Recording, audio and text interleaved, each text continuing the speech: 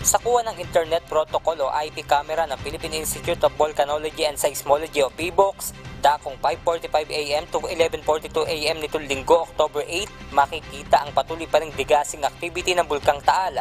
Sa tala ng ahensya as of October 6, nasa 2,887 tons na ang nilabas na asupre ng Bulkang Taal na may taas na aabot sa 1,500 meters. Bunsod ng Taal Volcano Degassing Activity, nagsuspende ng face-to-face classes ang ilang bayan sa Batangas at Laguna.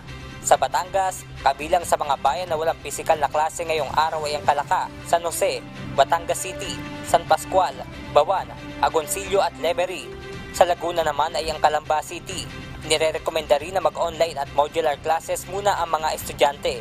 Paalala naman ng Department of Health na kung wala namang importanteng lakad ay manatili muna sa kanilang tahanan ang mga residente at kabataan upang maging ligtas sa masamang epekto ng volcanic smog o VAG.